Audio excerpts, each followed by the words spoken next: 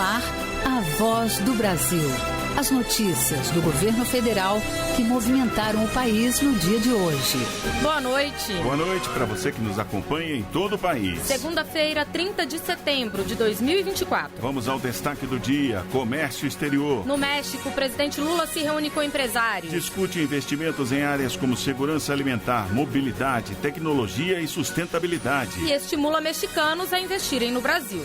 Olhem um pouquinho e vão perceber que tem muitas possibilidades num país chamado Brasil, com 200 milhões de habitantes e com PIB razoavelmente grande e com uma participação na economia razoável. E também na Voz do Brasil de hoje, R$1 bilhão do novo programa de aceleração do crescimento serão investidos no Pará. Capital e região metropolitana receberão recursos para mobilidade urbana, regularização fundiária e obras de segurança hídrica. Além da contratação de 2.000 unidades habitacionais pelo programa Minha Casa Minha Vida. E ainda... Vamos falar de segurança nas vias públicas e rodovias com o secretário nacional de trânsito, Adroaldo Catão. Ele já está ao vivo conosco aqui no estúdio da Voz do Brasil para a nossa entrevista do dia. Hoje na apresentação, Mariana Jungmann e Luciano Seixas. E acompanhe a gente ao vivo. Acesse radiogov.ebc.com.br ou o canal Gov na sua TV aberta.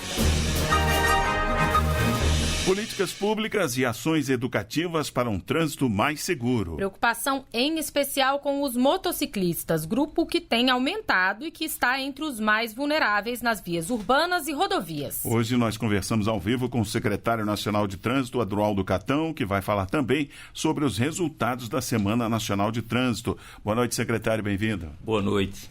Secretário, uma pesquisa realizada pela Secretaria Nacional de Trânsito mostrou que mais da metade dos proprietários de motocicletas não possuem habilitação nessa categoria.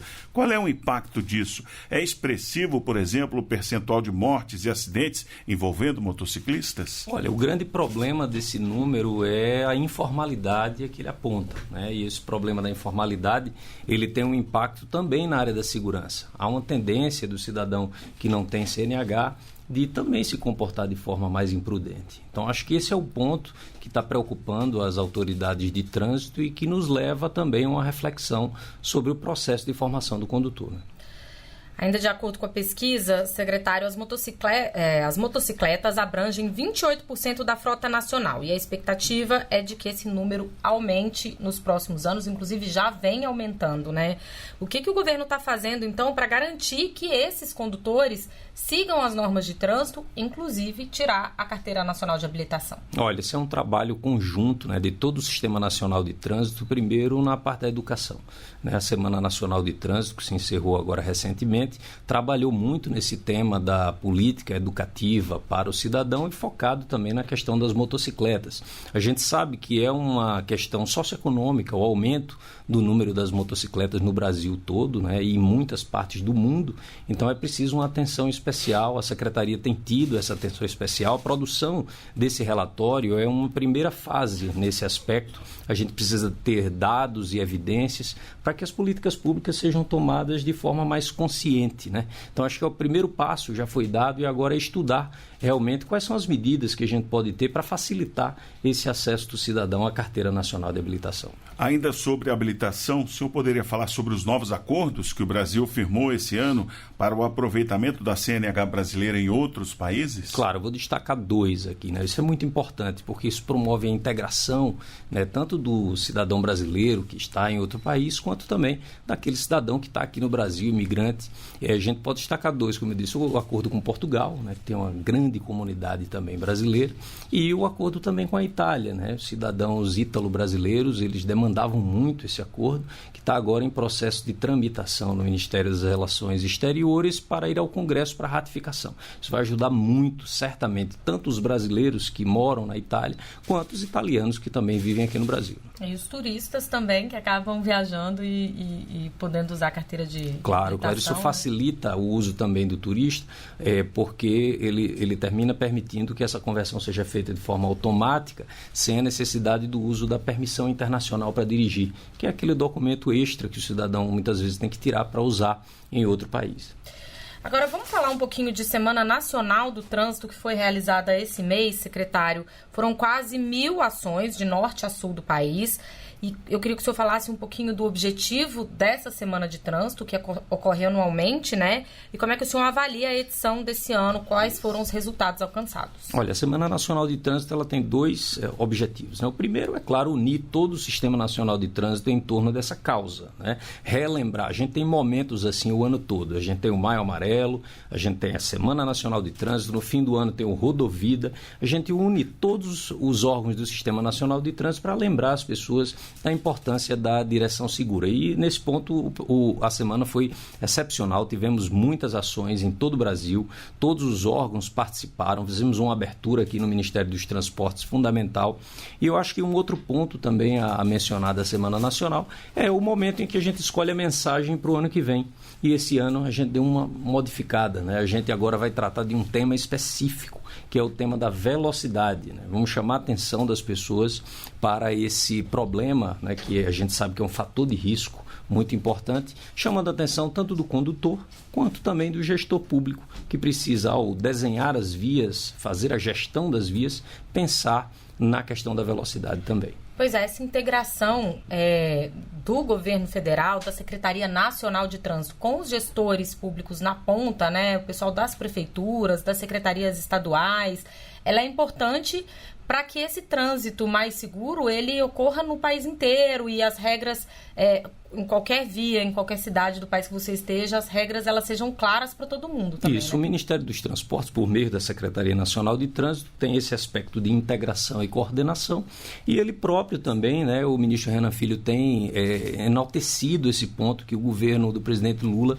reinvestiu nas estradas brasileiras e elas começaram a melhorar de qualidade, né? As estradas vinham piorando a sua qualidade e isso, claro, tem um impacto também no número de sinistros e sinistros fatais, e elas agora voltaram a melhorar. Então, com o investimento do governo, isso também tem facilitado, né, e dado ao cidadão uma sensação de maior segurança nas estradas pelo Brasil. E em que outras frentes o governo atua para aumentar essa segurança nas rodovias? Olha, eu acho que o primeiro ponto é esse, investir nas estradas, isso aí é fundamental, né? A gente não tinha tido investimento nos últimos anos, então isso por si só já é um grande caminho, e por parte da Secretaria Nacional é aquilo que a gente também tem apontado sempre, né? O papel de coordenação, de integração e principalmente elaboração de relatórios e dados para auxiliar o gestor municipal e o gestor estadual naqueles pontos em que a expertise é importante e fundamental, tratamento de pontos críticos, segurança viária local e educação para o trânsito também. Muito bem, nós acabamos de conversar ao vivo com o secretário nacional de Trânsito, Adroaldo Catão. Secretário, a gente agradece muito a sua participação aqui na Voz do Brasil. Eu que agradeço, sempre uma honra.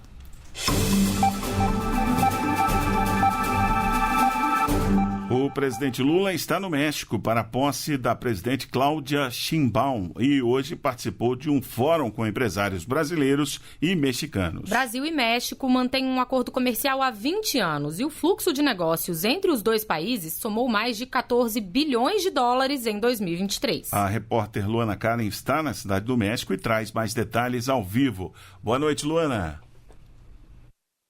Olá, Luciano, boa noite para você, boa noite, Mariana, e boa noite aos ouvintes da Voz do Brasil. Bom, aqui na Cidade do México são 4h08 da tarde, portanto, menos 3 horas em relação ao Brasil. O presidente Lula participou de um almoço oferecido pelo presidente do México, Andrés Manuel López Obrador, onde estavam presentes também outros chefes de Estado. Nesta tarde, Lula tem uma reunião bilateral com López Obrador. Ainda hoje, o presidente será recebido pela presidente eleita do México, Cláudia Sheinbaum, e participará também de um jantar oferecido por ela. Amanhã, Cláudia Sheinbaum toma posse como a primeira mulher eleita presidente do México. O presidente Lula deve aprofundar o diálogo com Sheinbaum quando ele for ao Brasil, em novembro, participar da reunião de cúpula do G20, grupo que reúne as maiores economias do planeta. Em entrevista aos jornalistas, Lula afirmou que a crise na Venezuela deve ser discutida durante a passagem de Cláudia Sheinbaum pelo Brasil. Após o Fórum Empresarial, o presidente Lula se reuniu com os empresários Carlos Slim, do Grupo América Movil, Daniel Servitti, do Grupo Bimbo, Héctor Grise, do Grupo Santander, e José Antônio Fernandes, do Grupo FEMSA. Todos eles têm negócios no Brasil. E antes de se reunir com esses empresários, Lula participou do Fórum Empresarial Brasil-México. Vamos ouvir na reportagem. Pelo menos 400 empresários das duas maiores economias da América Latina se reuniram para promover o comércio e o fluxo de investimentos. Ao longo do dia, discutiram oportunidades em áreas como segurança alimentar, mobilidade, tecnologia e sustentabilidade. O presidente executivo do Conselho Mexicano de Exportações, Sérgio Contreras Pérez, destacou as diversas áreas em que pode haver maior colaboração entre Brasil e México, como setor automotivo, energia renovável, telecomunicações, setor aeronáutico e farmacêutico. As energias renováveis e biocombustíveis, o tecnológico e de telecomunicações.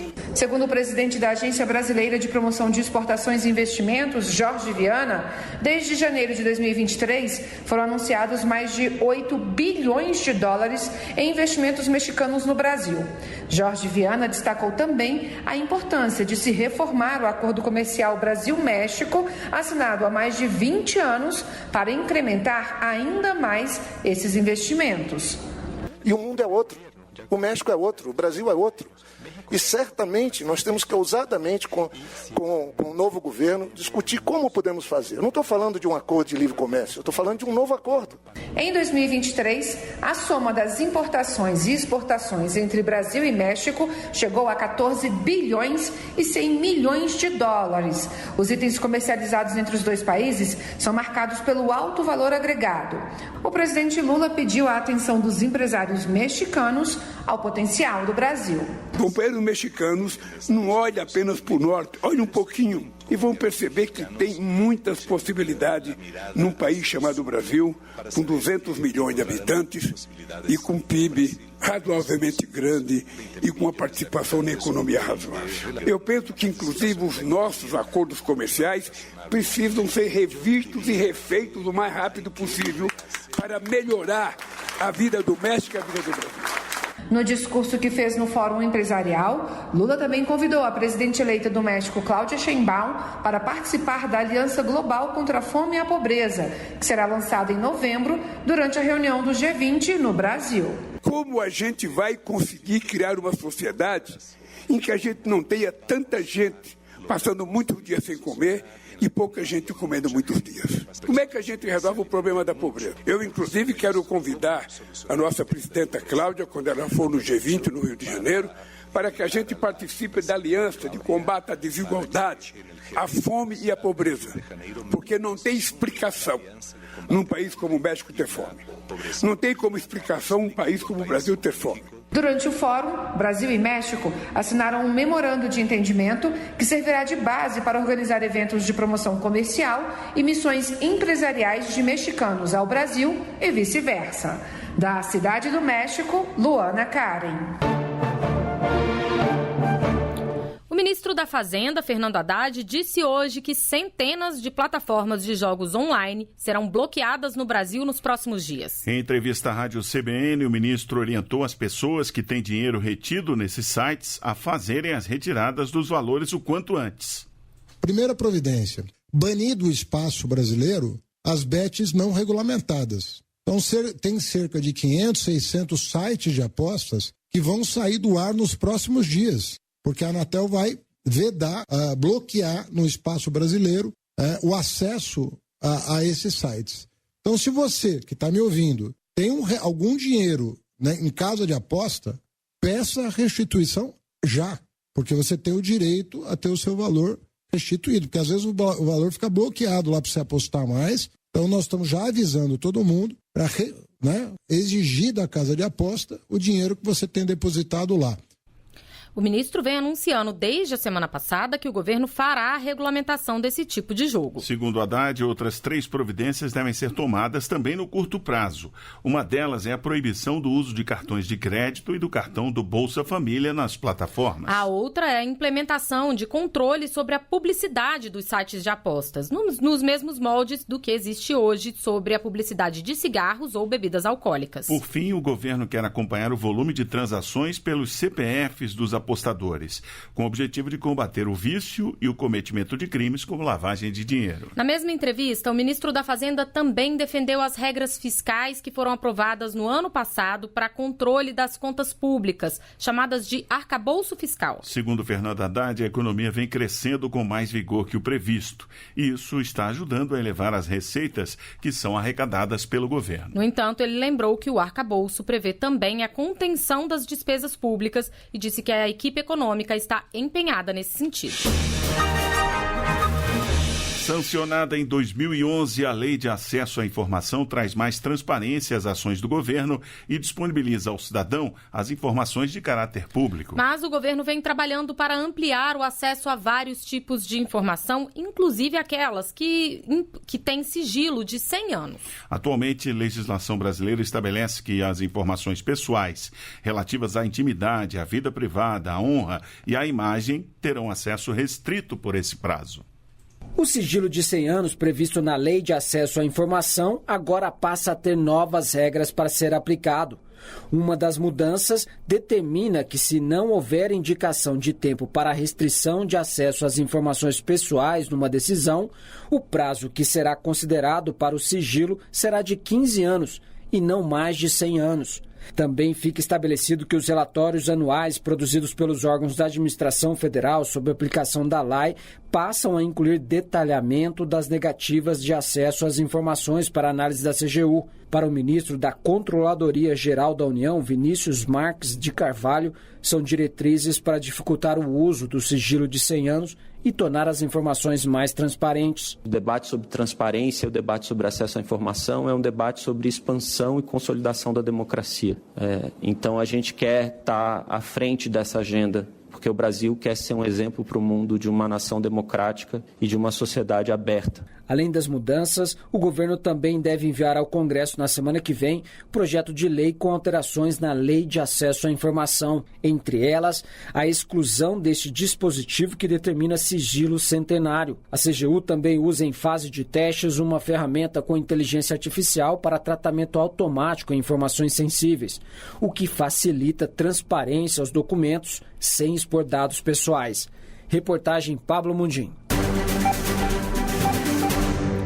R$1 bilhão em investimentos para Belém e região metropolitana. Os investimentos do novo Programa de Aceleração do Crescimento foram anunciados hoje pelo ministro das Cidades, Jader Filho. Os recursos serão empregados em mobilidade urbana, com quase R$367 milhões para financiamentos de ônibus elétricos e sustentáveis. A capital paraense vai receber também obras no Complexo Ver-o-Peso, abastecimento de água, regularização fundiária.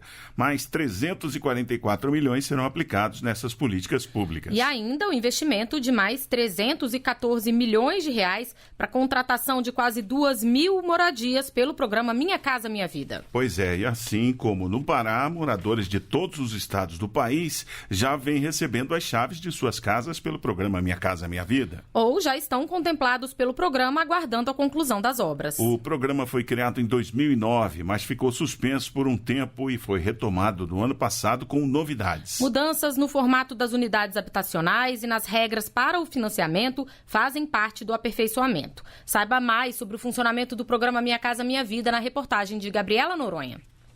Antigo morador da comunidade do Bode, em Recife, Pernambuco, o porteiro Admilson Silva relembra a época que morou em uma palafita. Muito rato, sujeira, sem saneamento básico, sem infraestrutura.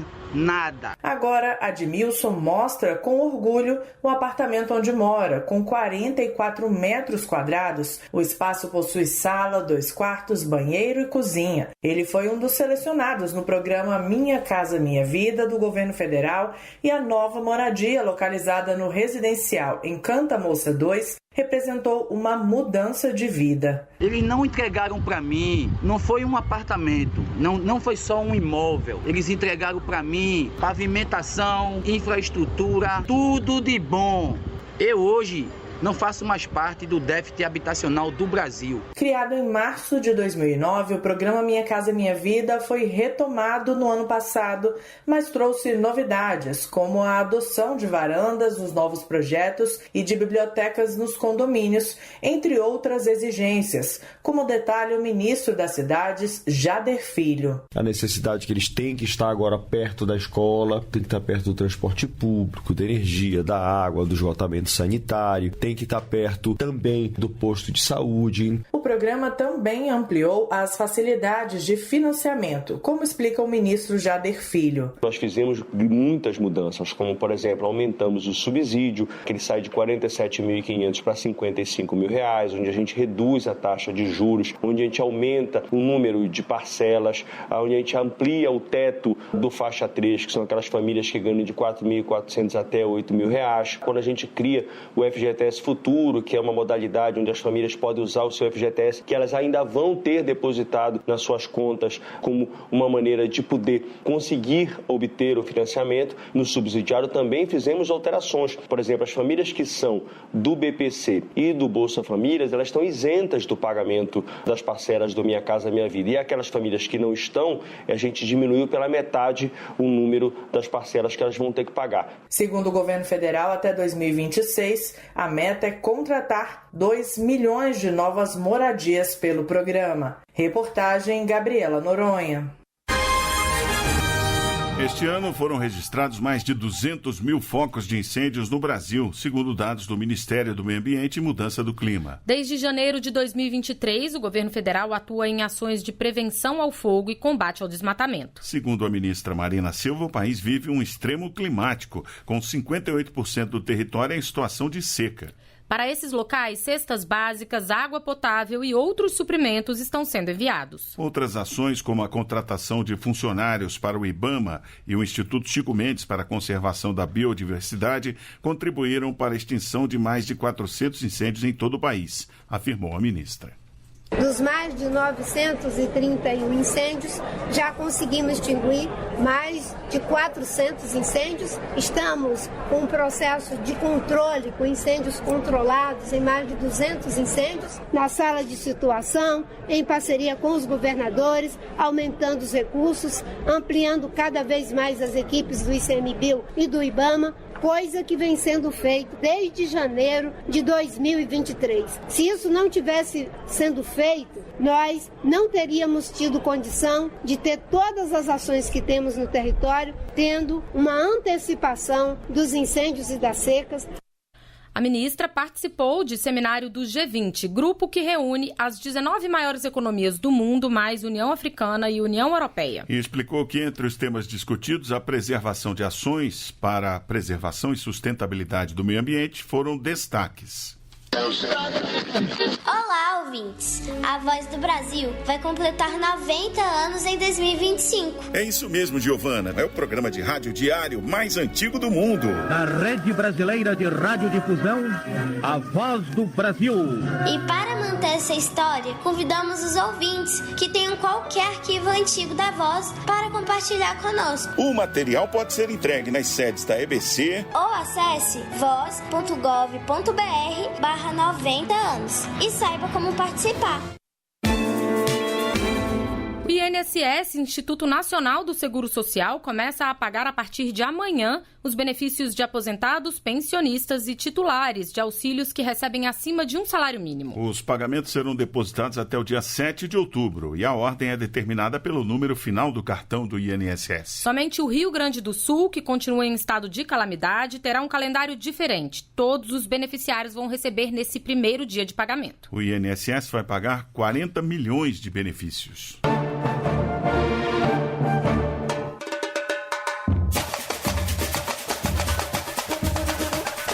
Pandeiro e tamborim. Só de falar o nome desses instrumentos já dá para sentir a toada do samba. Agora, uma lei reconhece oficialmente os modos de produção desses instrumentos musicais e as práticas associadas a eles como parte das manifestações da cultura nacional brasileira. A lei foi sancionada pelo presidente Lula e publicada nesta segunda-feira no Diário Oficial da União. Outros instrumentos que fazem parte da lista são tantã, surdo, rebolo, frigideira, timba e repique de mão. As formas e os modos de produção dos instrumentos mencionados no texto ainda serão detalhados em decreto do Poder Executivo. E essas foram as notícias do governo federal. Uma realização da Secretaria de Comunicação Social da Presidência da República. Com produção da Empresa Brasil de Comunicação. Fique agora com as notícias do Poder Judiciário e do Congresso Nacional. Boa noite. Boa noite para você e até amanhã.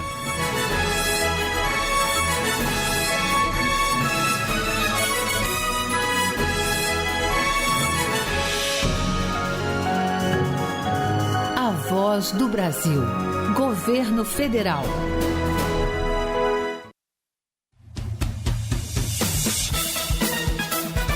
Você vai ouvir agora notícias do Poder Judiciário.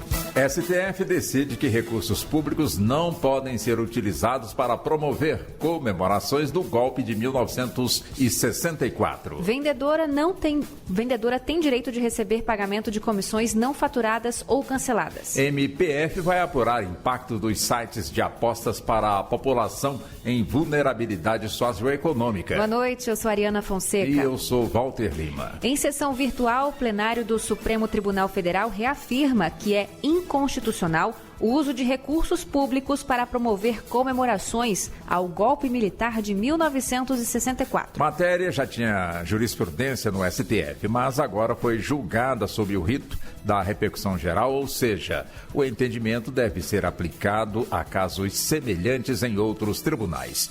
Michele Chiapa.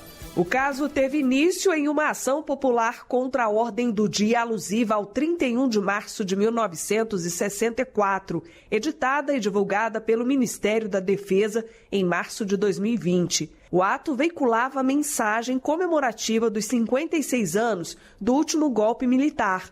No voto que prevaleceu no julgamento do STF, o ministro Gilmar Mendes frisou que a ordem democrática instituída em 1988 não admite o enaltecimento de golpes militares e iniciativas de subversão ilegítima da ordem.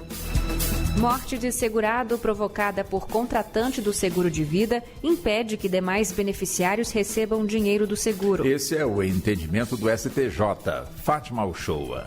Uma mulher contratou um seguro de vida para o marido. Ele foi assassinado e, segundo investigações, a mulher foi a mandante para obter a indenização securitária. Os filhos ajuizaram ação contra a seguradora para receber os valores, o que foi negado em sentença. Já o Tribunal de Justiça do Paraná avaliou que o contrato seria nulo apenas quanto ao beneficiário que praticou o ato ilícito e válido aos demais. No STJ, a terceira turma deu provimento ao recurso especial da seguradora, entendendo que o fato de quem contrata o seguro de vida de outro com intenção de matá-lo para receber a indenização torna o contrato nulo e, sendo nulo, não produz efeitos para ninguém. A relatora foi a ministra Nancy Andrighi. Vendedora tem direito de receber pagamento de comissões não faturadas ou canceladas. A decisão é da quarta turma do TST. Larice de Paula. Na ação, a vendedora pediu o pagamento das comissões de vendas dos produtos funerários não faturadas ou canceladas. O caso chegou ao Tribunal Superior do Trabalho e a quarta turma explicou que, de acordo com a jurisprudência do TST, a empregada tem direito de receber a comissão mesmo se o comprador cancelar a venda, porque o risco da atividade econômica é do empregador. Voto em trânsito não é permitido em eleições municipais. Saiba o que fazer se você estiver fora do seu domicílio eleitoral no próximo domingo, 6 de outubro, data do primeiro turno da disputa aos cargos de prefeito, vice-prefeito e vereador. Fábio Ruas. Quem estiver fora da cidade onde vota vai ter que justificar. O jeito mais fácil é pelo aplicativo e-Título, que é o título de eleitor digital. Também dá para imprimir o formulário de requerimento de justificativa eleitoral no site tse.jus.br e entregar preenchido nas mesas receptoras de votos ou de justificativas dos TREs de cada estado. E quem não justificar no dia da votação tem o prazo de 60 dias após cada turno. Ministério Público Federal vai apurar impacto das apostas online para a população em vulnerabilidade socioeconômica. O procedimento pretende levantar informações sobre a regulamentação dos sites de apostas. Júlia Costa. O Ministério Público Federal pediu ao Banco Central todas as informações disponíveis sobre as bets. Além disso, também procurou o Ministério da Fazenda para que o órgão informe sobre as medidas que vêm sendo adotadas para regulamentar a atividade de apostas, assim como para corrigir eventuais abusos ou distorções. De acordo com o Banco Central, em agosto deste ano, beneficiários do programa Bolsa Família gastaram mais de 3 bilhões de reais via Pix em sites de apostas. Você acompanha outras notícias do Poder Judiciário em 104,7 FM para o Distrito Federal e em torno. Ou pelo canal 1.3 da TV aberta em Brasília. Ouça também pelo TuneIn de qualquer lugar do mundo. E baixe agora o TV Justiça Mais, disponível na loja de aplicativos do seu celular. Uma boa noite. E até amanhã. Notícias do Poder Judiciário, uma produção da Rádio Justiça, Supremo Tribunal Federal.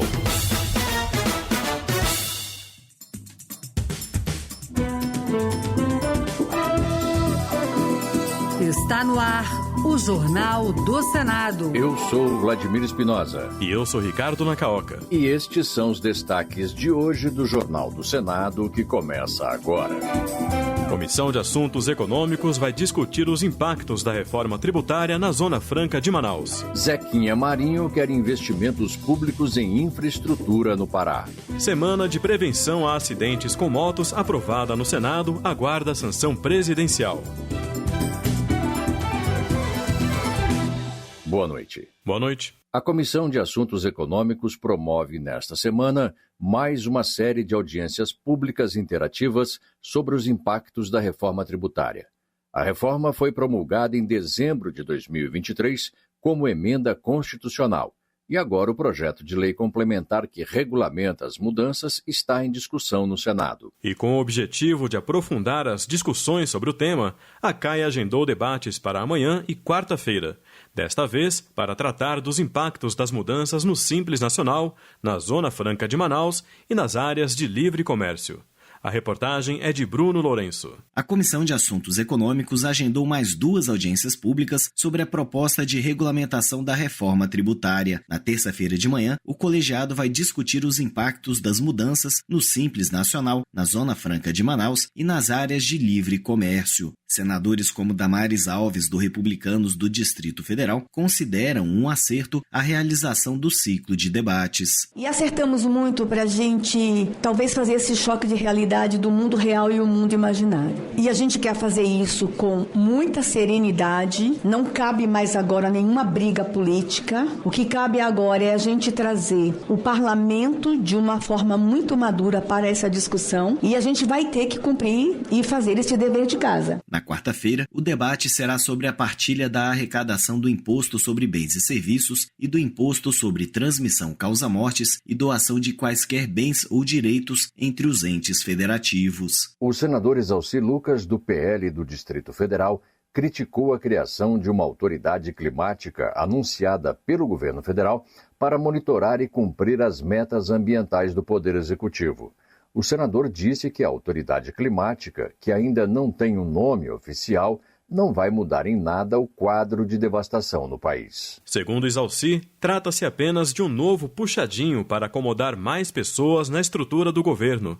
Ele cobrou resultados de vários órgãos já existentes e ligados ao meio ambiente, como o CONAMA, Cisnama, IBAMA e ICMBio, além do próprio Ministério do Meio Ambiente. O que nos falta, senhoras e senhores, não é mais um órgão que nada fará, porque o objetivo não é o da preservação, não é o da prevenção do trabalho, da competência e, sobretudo, o amor pelo nosso país e nossa gente. É enganar, é mentir. A partir de 2025, será obrigatório em todo o país o estudo sobre as contribuições de mulheres à humanidade. A obrigatoriedade ocorre após a aprovação da nova lei que inclui o tema na Lei de Diretrizes e Bases da Educação Nacional. Os currículos dos ensinos fundamental e médio das escolas públicas e privadas deverão abordar as experiências e as perspectivas femininas na história do Brasil e do mundo. A reportagem é de Júlia Lopes. A partir do ano que vem, todas as escolas do país deverão incluir em seus currículos o estudo das contribuições históricas das mulheres para a humanidade. Os professores deverão abordar as experiências e perspectivas femininas na história do Brasil e do mundo. A norma altera a Lei de Diretrizes e Bases da Educação Nacional para que as aulas dos ensinos fundamental e médio foquem no papel das mulheres na ciência, artes e cultura, assim como as suas contribuições, vivências e conquistas. O projeto da deputada Tabata Amaral, do PSB de São Paulo, foi relatado pela senadora Soraya Tronic, do Podemos de Mato Grosso do Sul. Segundo ela, essa medida tornará o ensino mais igualitário. Finalmente compreenda, de modo igualitário, a perspectiva feminina, além de contribuir para a desconstrução de um sistema educacional influenciado pelos estereótipos de gênero, também promoverá um futuro de maior igualdade e maior presença das mulheres em campos nos quais a atual subrepresentação é flagrante, como na política, na física, filosofia, matemática e tantos outros. A nova lei também cria a Semana de Valorização de Mulheres que Fizeram História,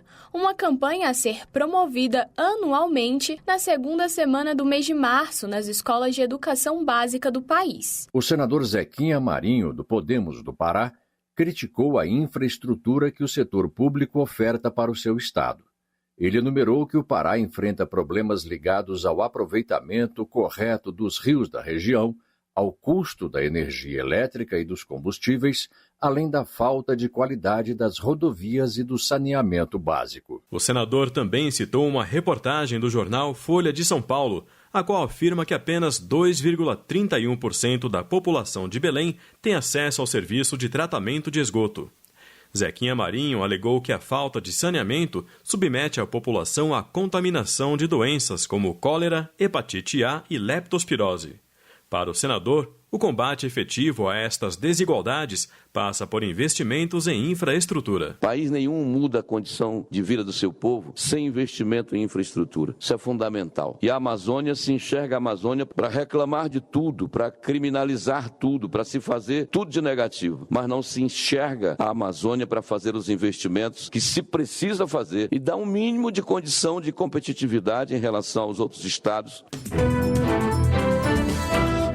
O Senado aprovou o projeto que amplia a transparência e o controle social na gestão educacional. De acordo com a proposta, terão que ser disponibilizadas informações como o número de vagas e da lista de espera para escolas públicas. Repórter Pedro Pincer. O Senado aprovou a proposta da deputada Tabata Amaral, do PSB de São Paulo, que cria mecanismos de transparência pública e controle social na educação. Entre os requisitos mínimos está a divulgação do número de vagas e da lista de espera para escolas públicas e a execução financeira de programas educacionais. Também deverão se tornar públicas as informações sobre bolsas de estudo e pesquisa, resultados de avaliações de qualidade e rendimento escolar. A proposta exige ainda transparência na gestão de escolas comunitárias, confessionais e filantrópicas que recebam recursos públicos, incluindo a proibição de que dirigentes sejam agentes políticos ou seus parentes até terceiro grau. Para o relator na Comissão de Educação e Cultura, senador Alessandro Vieira, do MDB de Sergipe, as medidas vão fortalecer a gestão democrática da educação. A divulgação de informações claras e acessíveis sobre a aplicação das verbas, a execução dos programas e projetos, bem como os resultados das avaliações educacionais, permite que a sociedade acompanhe de perto a efetivação do direito à educação de qualidade. O projeto ainda proíbe que agentes públicos em cargo de direção de escolas privadas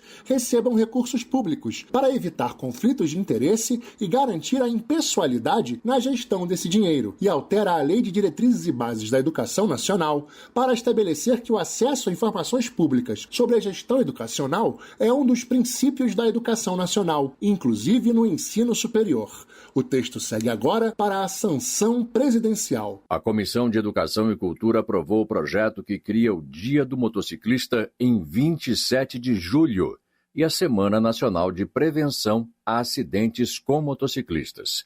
A iniciativa altera o Código de Trânsito Brasileiro e define que a semana será aquela que compreender a data definida. A intenção é conscientizar a sociedade sobre os crescentes índices de morte no trânsito envolvendo motociclistas. Repórter Marcela Cunha. A proposta aprovada na Comissão de Educação cria o Dia do Motociclista em 27 de julho e uma semana nacional dedicada à prevenção de acidentes com motos. No Brasil, esse tipo de acidente envolve uma série de fatores, como a falta de campanhas educativas, o uso de álcool e a falta de equipamentos de segurança. O senador Flávio Arnes, do PSB do Paraná, lembrou que os acidentes com motos costumam ter consequências extremamente graves, gerando impactos financeiros para o Estado. Prevenir é 1000 vezes mais barato, inclusive, para o nosso regime de saúde, de previdência, do que remediar. Uma pessoa que tem um acidente e tem a perna amputada, por exemplo, vai ficar em tratamento para o resto da vida. Só em 2023, mais de 1.200.000 motociclistas foram internados, sendo São Paulo o estado com o maior número de vítimas, com 259 mil casos.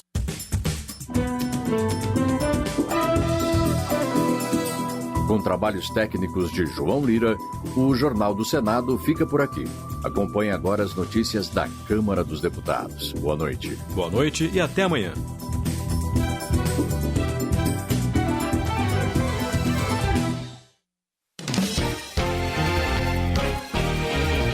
Jornal Câmara dos Deputados. Deputados comentam polarização política e relação entre eleições gerais e municipais. Avança na Câmara projeto que garante votação não presencial na eleição de clubes. Comissão aprova a proposta que cria programa para a preservação das línguas indígenas. Boa noite. A tramitação do projeto de lei que visa preservar e transmitir as línguas indígenas avançou na Câmara. A repórter Laís Menezes traz mais detalhes sobre o texto que está sendo analisado pelos deputados. A Comissão da Amazônia e dos Povos Originários e Tradicionais da Câmara dos Deputados aprovou o projeto de lei que obriga o poder público a criar programas de preservação, recuperação e transmissão das línguas indígenas brasileiras. O texto explica que a preservação deve se dar por meio da realização de inventários, registros, vigilância e tombamento, além de outras formas de manutenção do acervo. A recuperação vai ocorrer pelo registro das línguas indígenas em vocabulários ortográficos e dicionários, assim como suas codificações em gramáticas. Já a transmissão acontecerá através da divulgação das línguas indígenas nas regiões em que são faladas, nos canais de comunicação, nas sinalizações das cidades e do meio rural, no serviço público comunitário e nos ensinos fundamental e médio como disciplina optativa. A proposta determina ainda que documentos públicos solicitados pelos indígenas sejam fornecidos tanto na língua portuguesa quanto na língua nativa do interessado. A relatora do projeto na comissão, Juliana Cardoso, do PT de São Paulo, afirma que as ações sugeridas pela proposta constroem uma base sólida para o ensino e aprendizado dessas línguas, facilitando a transmissão delas e assegurando que continuem vivas. Na votação, quem leu o relatório foi a deputada Socorro Neri, do PP do Acre. Muitos povos transmitem seus conhecimentos apenas através da língua falada. E quando se perde essa língua, com ela se perde todo o conhecimento tradicional que conduzia ao modo de lidar com doenças, com alimentação, com o divino e a natureza, ou seja, todo o saber do povo é perdido. A proposta que estabelece programas de preservação das línguas indígenas já foi aprovada no Senado, mas ainda deve passar pelas comissões de Finanças e Tributação e de Constituição e Justiça da Câmara dos Deputados. Da Rádio Câmara de Brasília, Laís Menezes. Meio Ambiente. Tramita na Câmara uma proposta de emenda à Constituição que cria o Conselho Nacional de Mudança Climática, a Autoridade Climática Nacional e o Fundo Nacional de Mudança Climática. Vários deputados já subscreveram a PEC que busca aprimorar o enfrentamento de desastres naturais. Fernando Mineiro, do PT do Rio Grande do Norte, é favorável à PEC por concordar que a grande maioria dos municípios não está preparada para enfrentar as mudanças climáticas. A proposta inova na forma de aplicação dos recursos para permitir uma ação rápida na execução orçamentária. Outro deputado que apoia a PEC é Gustinho Ribeiro, do Republicanos de Sergipe. A matéria em tramitação na Câmara sugere que os recursos do fundo sejam aplicados fora do orçamento da União, porque o modelo atual de alocação de verbas públicas tem se mostrado ineficiente na implementação de medidas rápidas e eficazes para prevenir e combater os impactos das mudanças climáticas. A PEC também tem o apoio de Fábio Chiocchetti, do União de Santa Catarina. A proposta é uma iniciativa da Confederação Nacional dos Municípios e tem como objetivo integrar esforços dos 3 poderes e das 3 esferas de governo para direcionar de forma eficiente os recursos do Fundo Nacional de Mudança Climática a ser gerido pelo BNDES. O projeto apresentado por Célio Silveira, do MDB de Goiás, aumenta a pena dos crimes de incêndio em lavoura, pastagem, floresta e outras vegetações. O deputado argumenta que a queimada descontrolada coloca em risco a vida e a saúde das pessoas, além de gerar grande impacto ambiental e financeiro. Célio Silveira entende que as penas atuais aplicadas aos crimes de incêndio em vegetação são inadequadas para inibir esse tipo de delito. O parlamentar acredita que a criação de um tipo penal específico com punição mais rigorosa pode reduzir a ação dos criminosos. Defensor da causa animal, delegado Bruno Lima, do PP de São Paulo, apresentou projeto de lei que inclui a instalação ou criação de espaços de convivência para animais domésticos no entorno dos empreendimentos do programa federal Minha Casa Minha Vida. Delegado Bruno Lima ressalta que o Brasil possui cerca de 55 milhões de cães e 24 milhões de gatos, o que mostra a necessidade da execução de políticas de valorização do bem-estar animal. Ele também lembra que a Constituição impõe ao Estado o dever de proteger os animais. Esporte. A comissão da Câmara aprovou o projeto que garante votação não presencial nas eleições de clubes esportivos. O repórter João Gabriel Freitas traz mais informações sobre o texto. A Comissão de Esporte da Câmara dos Deputados aprovou um projeto que garante a possibilidade de votação não presencial em eleições de organizações esportivas, como os clubes de futebol, desde que o sistema de voto seja imune a fraudes. Também fazem parte desse grupo instituições como academias e escolinhas esportivas, além de entidades administrativas como federações e ligas. Atualmente, a Lei Geral do Esporte dá a opção de votações não presenciais, mas o texto proposto pelo deputado Bandeira de Melo, do PSB do Rio de Janeiro, assegura essa forma de voto aos sócios que não podem comparecer ao local de apuração. Bandeira de Melo, que já foi presidente do Flamengo, argumenta que a medida evita que os eleitores sejam impedidos de chegar ao local de votação. O relator na comissão, o deputado Renildo Calheiros, do PCdoB pernambucano, defende o formato não presencial como forma de ampliar a participação e de tornar o processo mais democrático e justo. O parlamentar argumenta que votações não presenciais já são realidade graças à evolução tecnológica. Nesse sentido, Renildo Calheiros afirma que a lei esportiva deve acompanhar o movimento de informatização da sociedade. A implementação de controles robustos de identificação dos candidatos, criptografia dos votos e auditorias regulares já são acessíveis aos clubes e garantem processos eleitorais transparentes, de maneira absolutamente coerente com o estágio atual dos nossos avanços tecnológicos. Após ser aprovado na Comissão de Esporte, o projeto que garante a possibilidade de votação não presencial em eleições de organizações esportivas será avaliado pela Comissão de Constituição e Justiça. Da Rádio Câmara de Brasília, João Gabriel Freitas. Transportes. O projeto de Luiz Fernando Faria, do PSD de Minas Gerais, estabelece que os radares de trânsito sejam equipados com painéis eletrônicos que exibam a velocidade dos veículos em tempo real. O objetivo da proposta é garantir maior transparência nas ações de fiscalização realizadas pelos órgãos de trânsito. Luiz Fernando Faria argumenta ainda que a medida vai permitir que os condutores tenham mais atenção aos limites de velocidade da via, mesmo que estejam momentaneamente desatentos. Turismo. Marcos Aurélio Sampaio, do PSD do Piauí, é relator na Comissão de Turismo de projeto que transfere para o governo federal a função de regulamentar as exigências feitas para agências de turismo que operam com frotas terrestres próprias. Atualmente, existem 5.568 normativas municipais, 26 estaduais, além das federais, o que dificulta a atuação dos operadores de turismo terrestre. Marcos Aurélio Sampaio entende que centralizar as normas no âmbito federal vai trazer benefícios diretos para o setor turístico e gerar emprego e renda. Desenvolvimento regional.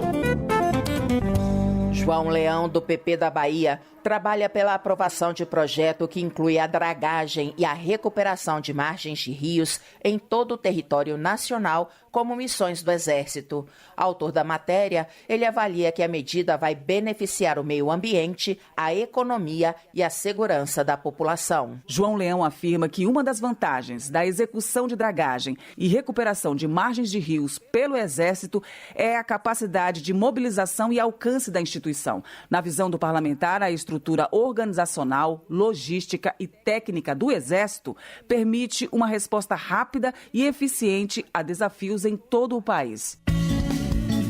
Saúde. A Frente Parlamentar da Saúde Mental promoveu uma oficina para discutir meios de garantir uma comunicação segura sobre o suicídio. O repórter Luiz Cláudio Canuto acompanhou o debate. São diversos os desafios para uma comunicação segura sobre suicídio. E por isso a Frente Parlamentar Mista para a Promoção da Saúde Mental organizou uma oficina sobre o assunto na Câmara, com especialistas. Segundo a fundadora do Instituto Vita Alere, Karen Scavassini, as pessoas em geral, mas principalmente os meios de comunicação, precisam saber como tratar o tema com mais sensibilidade. No caso da imprensa, isso inclui o uso de estatísticas e estudos científicos, sempre com orientações técnicas. Nunca se deve tratar do assunto em primeira página, tampouco usar a palavra suicídio na chamada, ou usar fotos e dar detalhes. É válido apresentar histórias de superação e relatos de famosos que já pensaram em pôr fim na vida, ou que já perderam alguém. Nunca se deve tratar o suicídio da mesma forma que se trataria um crime. Jamais usar fotos grandes, principalmente se a pessoa que se matou for jovem e bonita. Cartas de despedida não devem ser publicadas, para não servirem de exemplo. A romantização de uma história verídica aumenta o risco de compartilhamento viral. Karen Scavassini citou como exemplo ruim a capa de uma revista de celebridades, que trouxe como manchete: a atriz que morreu por amor. A publicação cometeu todos os erros possíveis. Colocou na capa a foto da celebridade e publicou a carta de despedida que havia sido dirigida à revista. Suicídio de celebridade costuma receber atenção especial da mídia, e quanto maior a identificação de uma pessoa vulnerável com o ídolo, maior a probabilidade de ser influenciada a fazer a mesma coisa. O usuário de internet tem um papel ainda mais importante, segundo Karen Scavassini, que já foi diretora científica da Associação Brasileira de Estudos e Prevenção do Suicídio. Ela afirma que o internauta costuma ser o maior divulgador desse tipo de informação. Nunca se deve compartilhar cenas, vídeos ou detalhes de um suicídio. Dados do IPEA, colhidos entre 1980 e 2009, mostram que os meios de comunicação foram o terceiro motivador de suicídio, depois de desemprego e violência. 1% no aumento da cobertura da mídia em relação ao assunto representou o aumento de 5,34% na taxa de suicídio de homens jovens entre 15 e 29 anos. Mas isso não significa que o tema não deve ser tratado. Porque a hora que a gente ensina as pessoas a falar abertamente e da forma correta, da forma segura, a gente pode ajudar até a diminuir o número de casos. Não adianta a gente colocar esse tema, que ainda é muito tabu, no silêncio, porque a gente não vai ajudar as pessoas ao não falar. A gente pode mostrar o que fazer quando a gente traz esse assunto e quando a gente mostra os sinais, para onde pode ter ajuda, o que pode ser feito nas diversas esferas. Reportagens sobre suicídio devem preferir entrevistas com especialistas em vez de policiais e socorristas. E sempre que possível, informar locais onde a pessoa pode procurar ajuda, como o Centro de Valorização da Vida, que tem o telefone 188. O presidente da Frente Parlamentar de Promoção pela Saúde Mental, o deputado Pedro Campos, do PSB de Pernambuco, afirmou que o mundo passa por uma crise de saúde mental. O Brasil é o 8º país do mundo em número de suicídios, número que tem crescido a taxas elevadas. E essa Frente Parlamentar tem um compromisso com a saúde mental, tem projetos importantes, como o projeto de lei da política de combate ao suicídio em crianças e adolescentes, o projeto da promoção da saúde mental para os profissionais da saúde, também todo um trabalho que tem sido feito discutindo a questão do atendimento e abordagem das pessoas em situação de surto psicótico. E a gente vai estar juntos para construir legislações que possam garantir a saúde mental e que possam prevenir o suicídio. Em cada 4 casos de suicídio, 3 são homens. O índice é maior entre negros e indígenas. Além do telefone do CVV, 188, e da página do CVV, cvv.org.br, outras páginas importantes sobre o tema são a do Instituto Vita Alere, vitalere.com.br, falarajuda.com.br e mapasaudemental.com.br. A oficina e as palestras vão estar disponíveis na página da Frente Parlamentar da Saúde Mental na internet. O endereço é frentedasaudemental.com.br. Da Rádio Câmara de Brasília, Luiz Cláudio Canuto. Justiça. Diego Andrade, do PSD de Minas Gerais, apoia a proposta de emenda à Constituição que estabelece a possibilidade de o Congresso Nacional sustar decisões do Supremo Tribunal Federal. A matéria está sendo analisada pela Comissão de Constituição e Justiça da Câmara e deve ser votada pelo colegiado após as eleições municipais. Diego Andrade concorda com a ideia de que o Congresso possa intervir caso considere que a Suprema Corte excedeu suas competências constitucionais para garantir que nenhum dos 3 poderes se sobreponha aos demais. Eleições. Deputados comentam polarização política e relação entre eleições municipais e gerais. A reportagem é de José Carlos Oliveira. Lideranças partidárias do governo e da oposição admitem que as eleições municipais deste ano ainda vão refletir parte da polarização política verificada na eleição presidencial de 2022. Porém, o vice-líder da Federação PT, PCdoB, PV, deputado Arlindo Quinalha, do PT de São Paulo, espera a predominância dos debates locais até a votação de 6 de outubro, quando quase 156 milhões de eleitores são aguardados nas urnas. Para alguns segmentos, com certeza, ainda se mantém a polarização que se expressou nas 2 últimas eleições presidenciais. Mas tem características diferentes. Por quê? Prevalece muitas vezes as alianças locais, as divergências também. A maior parte dos partidos pode apoiar este ou aquele candidato a presidente, mas lá no seu município tem alianças, às vezes, surpreendentes até. Vice-líder do PL, o deputado General Girão, do Rio Grande do Norte, avalia o atual grau de polarização. Infelizmente, a gente precisa dizer que o Brasil continua dividido. E essa divisão se reflete, sim, nos municípios. Não integralmente, mas ela reflete. Porque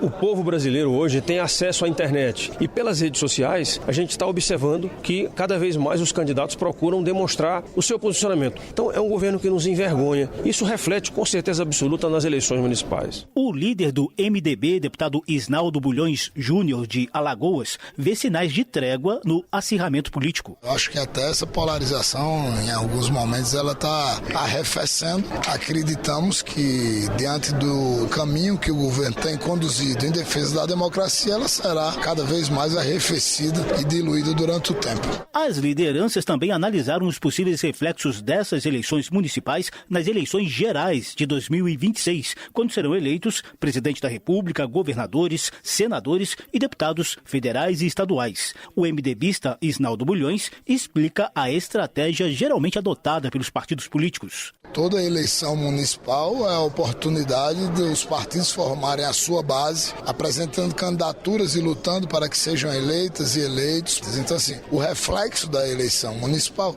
diante da eleição geral sempre é direto, diante da nova composição que os partidos passam a ter diante do resultado eleitoral nos municípios.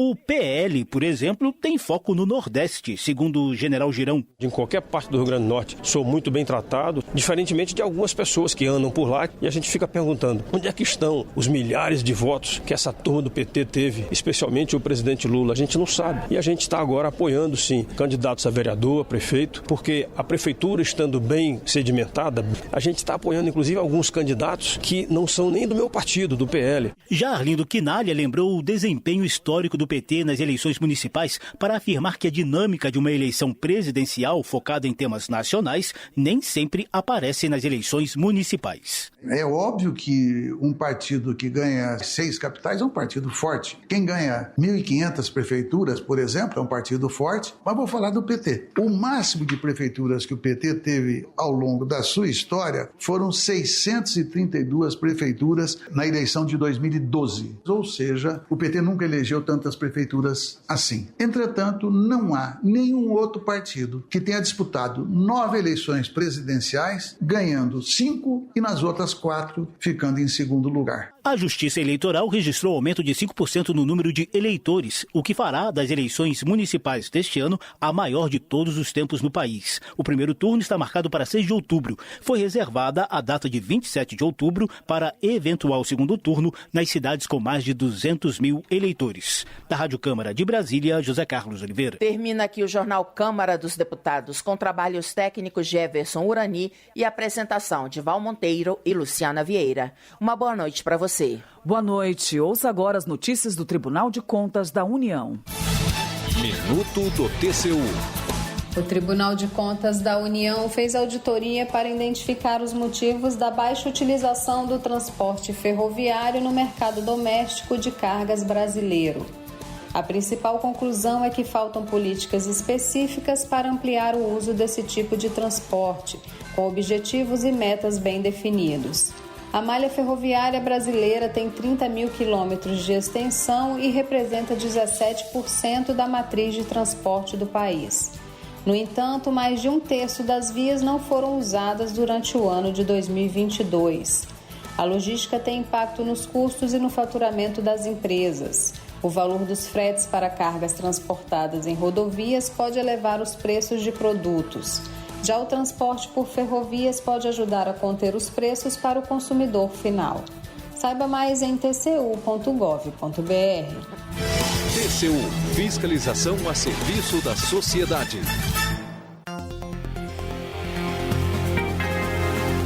Você ouviu A Voz do Brasil. Boa noite.